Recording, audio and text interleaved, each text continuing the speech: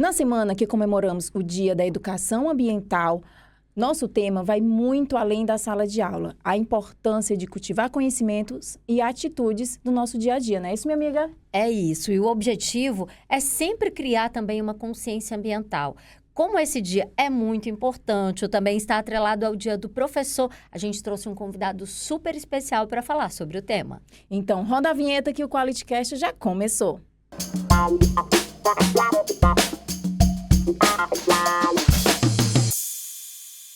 Gente, o Diogo Salles, ele é educador ambiental, ele é sanitarista, ele também faz parte da Secretaria de Meio Ambiente e Mudança Climática, né, a SEMA, que já existe há bastante tempo, e ele é coordenador de uma iniciativa muito bacana. Aliás, de alguns projetos, mas uma delas é especialíssima, né, Jéssica? É isso, ele é, além de tudo isso, sanitarista, ambientalista e é educador ambiental na questão dos jovens, né, do projeto AJA.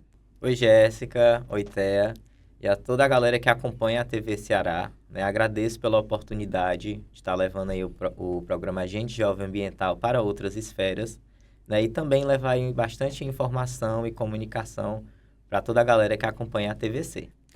Gente, o currículo do Diogo é super interessante, né? Ele é educador ambiental, é sanitarista, faz parte da Secretaria de Meio Ambiente e Mudança Climática e coordena, como ele próprio já explicou aqui, o Agente Jovem Ambiental. Mas antes, a nossa pergunta é mais pessoal, né, Jéssica? É isso, Diogo, é para quem está lá do outro lado te conhecer, saber como que tu chegou nesse currículo tão amplo e tão, assim, significante aqui nos nossos dias atuais, esse trabalho com jovens, que é tão maravilhoso fazer. Então, conta pra gente como foi a tua caminhada, a tua jornada até chegar aí. Quem é o Diego? Quem é? O Diogo Salles, antes de tudo, é um jovem muito simples, né? Venho do interior do estado do Ceará, sou de Mombaça, né? Nasci e me criei no interior. Desde muito cedo tenho uma ligação com essa parte ambiental, né? Minha família, eles não são grandes agricultores, mas tem uma parte, né, da minha família paterna que exerce funções de agricultura. Então, desde muito cedo, eu fui identificando alguns desafios, né, como, por exemplo, a escassez de água. E desde muito novo eu me perguntava por que era que isso acontecia, né, e o que era que a gente poderia fazer para tentar mudar a realidade daquele povo. Então, assim, sempre fui muito curioso, sempre gostei de ver como é que o mundo se porta, como é que as pessoas exercem suas funções.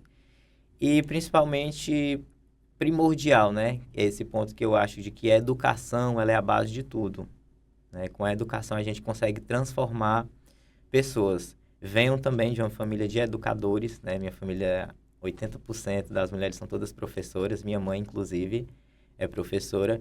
Então, eu acredito muito no poder da educação. Então, desde muito novo, eu sempre gostei de participar de projetos sociais, né? De me envolver ali em algumas campanhas do meu município, voltado já para essa questão da parte ambiental.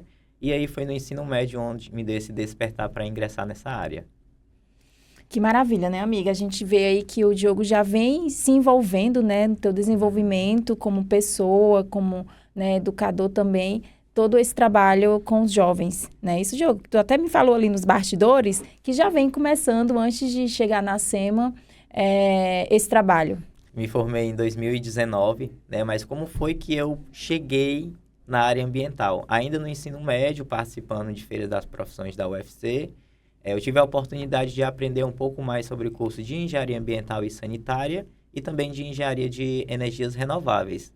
E aí, nessa feira de profissões, eu tive a oportunidade de ver que a engenharia não é só números, cálculos e projetos técnicos, né? E principalmente a engenharia ambiental, ela vai cuidar das pessoas, vai cuidar do meio ambiente, até mesmo da saúde, né? O meio ambiente, ele está diretamente relacionado com a gente, todas as interações que a gente realiza, seja ela boas ou ruins, vai ter ali uma consequência, né? Então, assim, desde o meu ensino médio, eu já vinha me projetando para entrar na área ambiental, mas não sabia ainda qual curso queria seguir. Já fui professor de informática básica, né, para crianças lá no meu município e sempre tive muita afinidade de trabalhar com a juventude, né? Porque é realmente uma das premissas da educação ambiental, é a gente formar cidadãos críticos e preocupados com o meio ambiente. Então, a gente tem que fortalecer essa educação dentro das escolas públicas.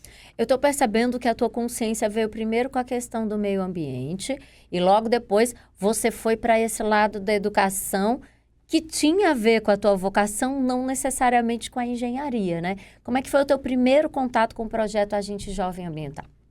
Pronto. É assim, o AJA é uma política pública do governo do estado do Ceará, né, da Secretaria do Meio Ambiente e Mudança do Clima. Ele iniciou-se como um pequeno projeto, que o primeiro escopo dele foi desenhado ali para as margens do rio Maranguapinho, só que aí na época, hoje nosso ministro, né, mas na época o nosso governador Camilo Santana, ele gostou muito desse projeto e falou, não, a gente vai querer esse projeto, só que agora a gente quer que vocês realizem nos 184 municípios. Então, assim, o AJA está presente em todos os 184 municípios, a gente é distribuído em 15 regiões administrativas, possuímos 16 coordenadores regionais, né? Não sou só eu sou coordenador do AJA Cocó e de outros 6 municípios, mas eu tive a felicidade de o AJA me encontrar, né? Em 2019, quando eu me formei, e aí passei numa seleção para trabalhar como AVA, que era o Agente Voluntário Ambiental, né? Eu me candidatei para trabalhar voluntariamente no Parque do Cocó, passei nessa seleção, só que aí quando veio 2020, veio pandemia. E aí com lockdown, trilhas, atividades educativas do parque estavam todas suspensas. Mas eu não desisti. E aí peguei meu currículo, fui bater lá na SEMA e falei, passei nessa seleção para ser educador voluntário ambiental, porém não houve a convocação e eu queria muito atuar nessa área. Enfim, surgiu-se a oportunidade de uma vaga, né, na Coordenadoria de Educação Ambiental. Então, eu iniciei na COEAS, né, a qual eu tenho muita gratidão, que é a Coordenadoria de Educação Ambiental e Articulação Social. E eu meio que cheguei junto do AJA. E por muito tempo eu era conhecido como o menino do AJA, porque toda a parte administrativa do programa eu que tocava. Telefone, e-mail, geração de pagamento, emissão de cartão, capacitação. Então, assim, toda a parte administrativa a gente construiu ali no início juntos. E aí, conforme eu fui me desenrolando, né, crescendo internamente, passei para a assessoria do gabinete, até então chegar como hoje coordenador regional, né? Amiga, olha só, para vocês que estão vendo e a gente, como é importante esse trabalho como voluntário, né? Então, quer dizer que ele iniciou sendo voluntário e aí foi crescendo e exatamente aonde você queria, que você gostaria de atuar, não é isso? Então, Diogo, conta pra gente como é esse desenvolvimento que você vê social a partir da sua história, dessa sua jornada. Pronto. É assim, no início eu era muito tímido, né? A gente tem ali, às vezes a gente vai participando de uma série de eventos e capacitação, a gente vai se moldando, né? E dando ali grandes passos. Mas na esfera social, o que eu acho muito importante é porque, assim, a parte ambiental, como eu falei, ela está ligada a todas as esferas. Então, a gente inicia ali um trabalho com um viés mais ambiental, mas, num dado momento, a gente vai ver que está modificando a parte social, a parte econômica. É multidisciplinar, né? Multidisciplinar. Isso, a parte também de justiça ambiental, né? Que é uma expressão que está muito alta hoje, a questão de racismo ambiental, né? Então, assim, a gente tenta promover principalmente uma educação ambiental de qualidade, né? Não só para os jovens que participam do programa, eles iniciam numa capacitação virtual, né? Passam ali por 60 horas aulas. A capacitação é dividida por 8 módulos. E aí, no 8º módulo, eles têm a criação do PAC, que é o Plano de Ação Comunitária. E esse PAC é um mini projeto que ele vai desenvolver no seu território. Então, assim, a gente hoje tem AJAs atuando com hortas comunitárias, com farmácia viva, com estações de coletas de pilha, né, com a questão de logística reversa, com aulas, oficinas e atividades lúdicas nas escolas dos municípios. Então, assim, a gente vê que teve um incremento social, né, e a sociedade, ela abraça o programa. Tem muito jovem que é conhecido como o menininho das mudas, né? Que em muitos eventos eles também trabalham com a questão de distribuição de mudas, porque uma das nossas principais premissas é também fortalecer a questão do reflorestamento. A gente vive aí num bioma caatinga, né? A gente tem muito orgulho de pertencer a esse bioma que é 100% brasileiro. Que só existe aqui. Só aqui. Isso. Mas a gente também tem aí a responsabilidade de preservar e principalmente, né? Que daqui a 20, 30, 40 anos... as gerações futuras, elas têm acesso a essas mesmas belezas naturais que a gente tem hoje. Eu fiquei muito curiosa com uma coisa que você falou. Eu ia fazer outra pergunta, mas eu acho que essa cabe até para a gente esclarecer também. O que é racismo ambiental? O racismo ambiental é qualquer situação que leve a uma pessoa, um grupo de pessoas, a uma situação de vulnerabilidade, certo?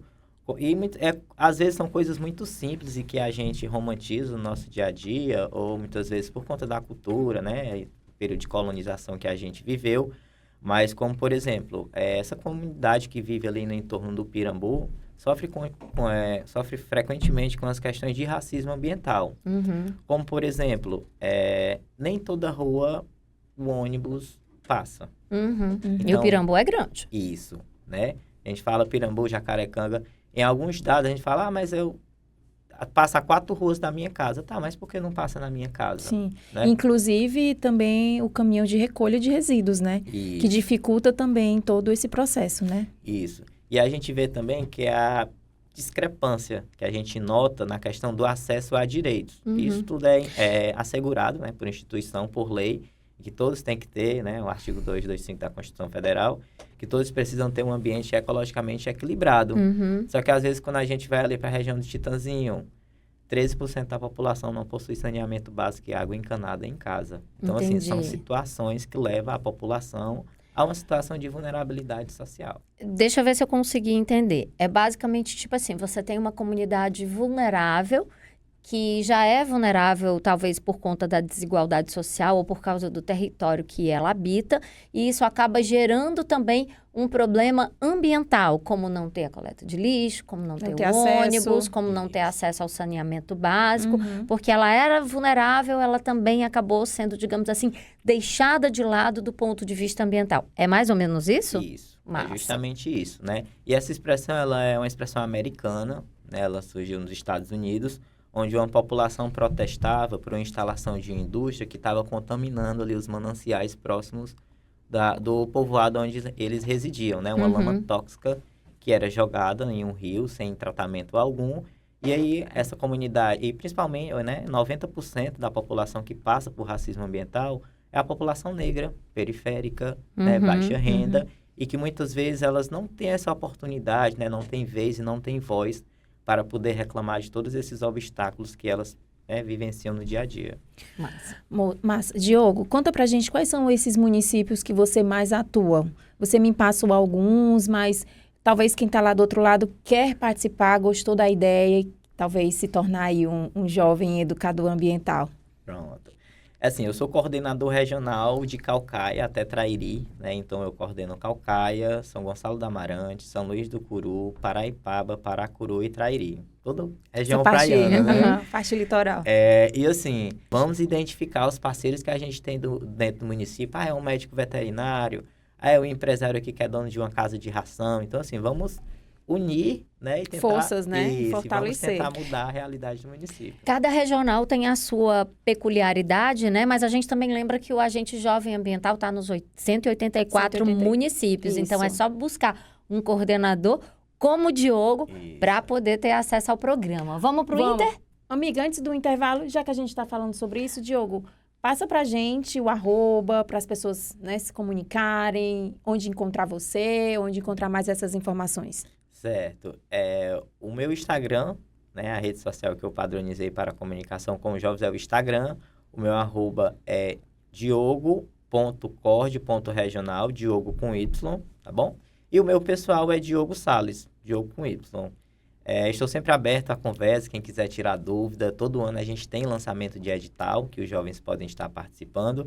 Existe um pré-requisito de participação, né? Ter de 15 a 29 anos, está cursando ou ter concluído o ensino médio em escola pública, está cadastrado no CAD único, né? Porque a gente dá essa oportunidade para aquela geração neném, que ainda não está nem estudando e nem trabalhando, e ter ali esse interesse em trabalhar com as temáticas ambientais. Que é o mais importante, Isso né? mesmo. Gostar do que faz. Então, a gente fica por aqui, vocês não saem daí que a gente volta já.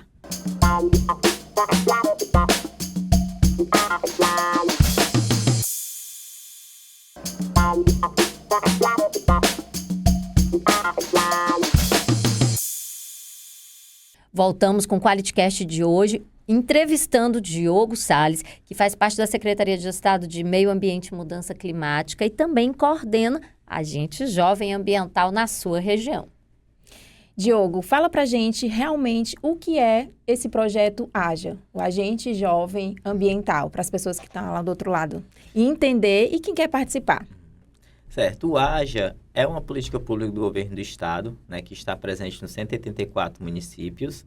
o jovem entra no programa através de um edital de seleção, né? A primeira etapa é a análise documental, que existe ali uns pré-requisitos de participação. A segunda etapa é a análise desse documento que ele vai enviar.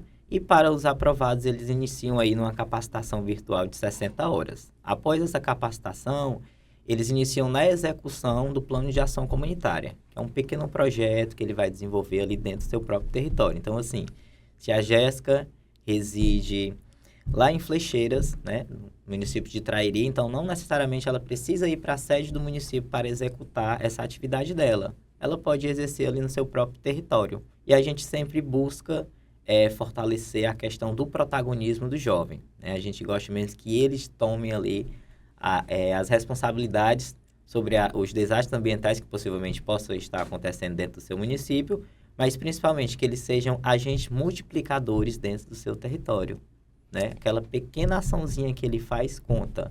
E é isso que a gente sempre faz, na premissa do pensar global e agir local, né? Ver o que está em alta e exercer dentro do seu território. Diogo, eu queria saber quantos agentes jovens ambientais, na tua regional, por exemplo, já que você cuida de 6 cidades, né, de 6 localidades, e também no geral, no Ceará, porque é importante a gente dizer, né, que eles estão em todos os lugares do estado. Isso. Nos 6 municípios que eu coordeno, hoje nós temos em média 450 jovens, né? Essa quantidade de vaga ela é dividida por município. E, no geral, né, o AGE geral de todo o estado, sempre os editais eles são pautados em 10 mil vagas. Então, assim, Uau. são muitas vagas. É muito difícil um jovem falar que tentou entrar no programa e não conseguiu, né? Porque a gente dá muita oportunidade. Quanto mais gente a gente acha melhor, né? Porque, como eu falei no início, né, tudo a gente constrói na parte coletiva. E eu confio muito na questão da educação e principalmente na educação coletiva, né? Na educação compartilhada, onde todos vão dar ali alguma contribuição na construção desse programa. Maravilha. Perfeito. Diogo, eu faço alguns projetos sociais também em escolas públicas, lá na região onde eu moro, ali em Caucaia, e eu já vejo alguns impactos que eu consigo, né, propagar dentro da comunidade escolar.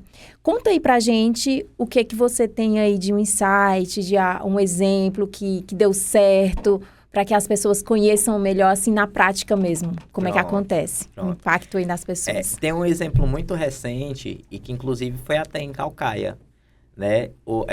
A gente fica muito feliz quando a gente vê que um jovem ingressa ali no programa, e ele fica ali 1, 2 anos dentro do programa, e aí ele recebe uma oportunidade de crescimento, né? O IMAC é a prova disso. Nós temos ex-AGEs que foram contratados para ser funcionários do IMAC. Assim também como em outros municípios do estado, a gente também tem essa política. O que é a IMAC?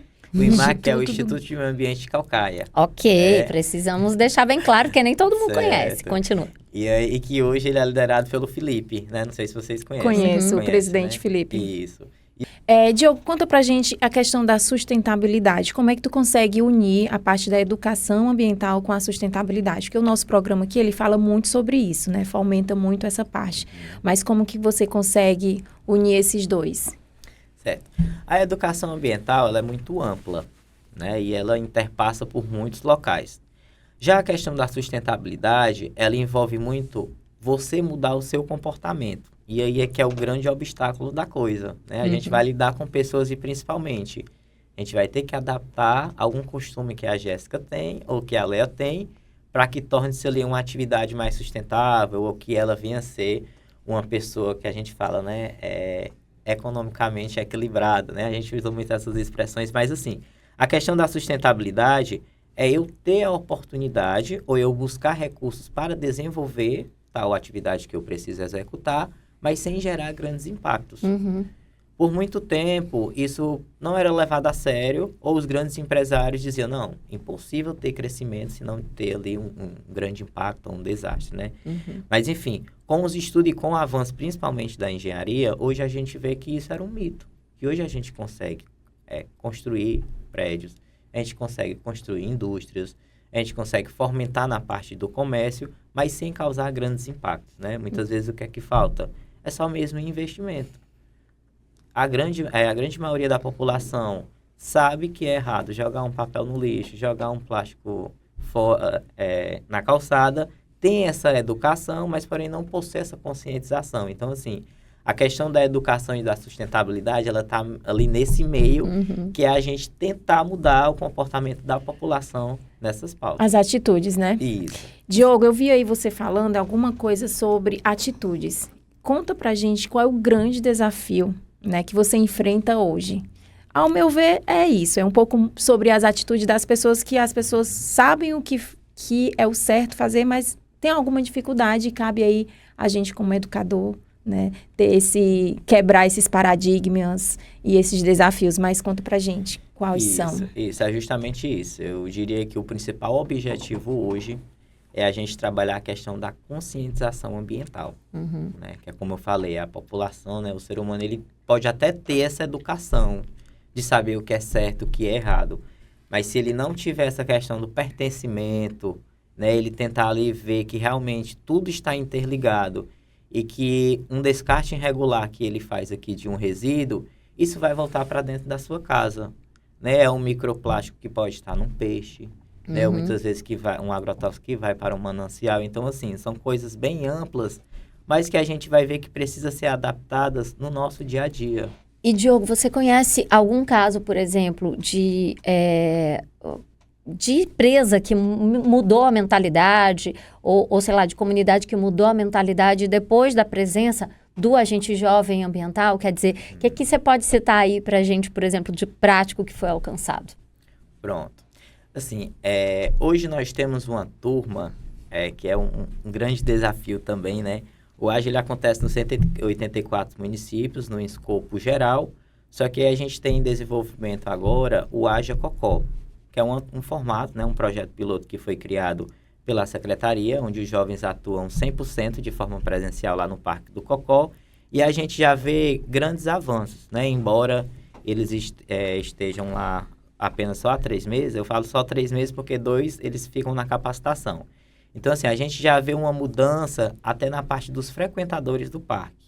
A gente tinha uma grande problemática em relação ao acesso da trilha com cachorro, com bicicleta, né? Então, assim, eles vieram, por mais que a população saiba que é proibido, que possui várias placas de sinalização em relação a isso, mas eles estão ali trabalhando arduamente na questão da conscientização ambiental. Então, assim, eu acho que o maior objetivo é esse, é a gente trabalhar, mas trabalhar diariamente.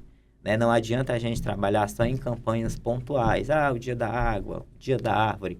Não, educação ambiental e principalmente conscientização ambiental, ela tem que ser trabalhada diariamente. Porque, Diogo, eu acredito muito que a consciência ambiental são mudanças de hábitos. Igual uma dieta, igual você mudar qualquer hábito. Então, se for acontecer mesmo isso diariamente, essa educação vai entrar, né? Vai dar certo.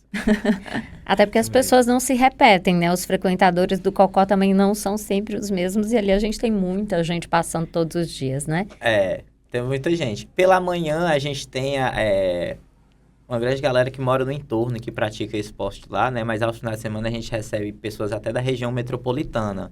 Então, assim, a gente fica muito feliz porque a gente não está fomentando a questão de ter um ambiente mais equilibrado e mais verde só em Fortaleza. Né? A gente recebe turma do Eusébio, de Pacaju, de Chorozinho, já veio gente até de Jaguaribe. Então, assim, os meninos diariamente realizam palestras, oficina de produção de mudas, quebra de dormência de semente, trilha guiada, oficina de produção de materiais recicláveis, inclusive com material coletados no próprio parque. Um dia da semana eles realizam limpeza e esse material da limpeza eles realizam oficina de produção de brinquedos, de artesanato, enfim. Então a gente vê que basta um incentivo para que a juventude se engaje nessas temáticas ambientais. E esse é até um apelo que eu faço, né, para os grandes empresários, para os gestores públicos, né, que nós temos, que invista na juventude. Que a gente está vendo aí, a gente está aí no período pré-COP, né?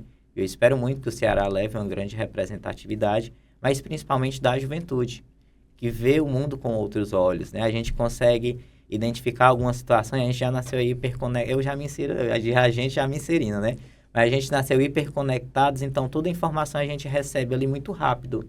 Então vamos voltar isso a nosso favor, né? Vamos utilizar aí as mídias, as redes sociais a nosso favor e fortalecendo cada vez mais as temáticas ambientais do estado. Que maravilha. Isso é que eu chamo de multiplicador, né, amiga? É verdade, é verdade. Pena Muito que a lindo o gente está trabalho. chegando no fim, mas tem ainda uma última mensagem sua que ela é essencial. A gente quer que você fale para as pessoas, para os jovens que podem ser agentes jovens, para as empresas que possam participar, o que pode ser feito para que essa conscientização ambiental nunca pare. Isso, uma mensagem impactante aí para quem está em casa. Pronto. A mensagem que eu deixo, e principalmente assim, voltado para a juventude, né, que é a galera que eu converso diariamente, é que vocês nunca deixem de acreditar no sonho de vocês, né, e principalmente que cada ação conta. A gente finalizou agora setembro com uma série de ações de limpeza de praia. E tinha jovens, né, de alguns municípios que diziam tio, que às vezes chamam de tio, né, às vezes quase da minha idade, mas chamam de tio. Tio, eu não vou conseguir ir para a limpeza de praia lá na praia da Lagoinha, em Paraipaba. Mas eu posso fazer aqui uma limpeza com meus amigos, no território aqui onde eu moro. Então, assim, é isso que eu falo. Embora a gente realize grandes eventos, mas é aquele trato do dia a dia que faz toda a diferença, né? Que vocês não deixem de desacreditarem nas pequenas ações do dia a dia e, principalmente, que a juventude tenha aí o compromisso e a responsabilidade de levar o Ceará mais longe, né? Já que a gente é referência na educação básica comum, vamos ser referência também na educação ambiental. Perfeito! Muito massa. Diogo, você vai levar a nossa lembrancinha do Quality para você Isso. continuar aí seus Obrigado. hábitos saudáveis, tomando um Muito chazinho, obrigado. um cafezinho, Vamos né, chá. amiga? É a caneca do Quality Cast, que é linda, Obrigado. tem a logomarca do programa, né, para quem está acompanhando na rádio. E muito obrigada pela tua participação, Diogo. Obrigado, eu agradeço vocês pelo espaço, né? E convidá-las também, dizer que a Secretaria do Meio Ambiente e Mudança do Clima, assim também como o Parque do Cocó e os outros 6 municípios que eu coordeno, estão de portas abertas para recebê-los. Será muito gratificante se um dia a gente puder realizar aí alguma atividade prática presencial com vocês. Vamos lá, Perfeito. vamos marcar, né, amiga? Com certeza. E a gente fica por aqui, QualityCast, toda semana às 20h30, quarta-feira, marca na agenda. E agora também na Rádio Ceará, né? Toda quinta-feira a gente tem essa reprise. Para quem não conseguiu acompanhar na TV, pode acompanhar também a entrevista pela rádio. Do outro dia, tá? Então, quarta e quinta temos esse encontro marcado. QualityCast, alimentando o corpo, a alma, E a mente. junto com você.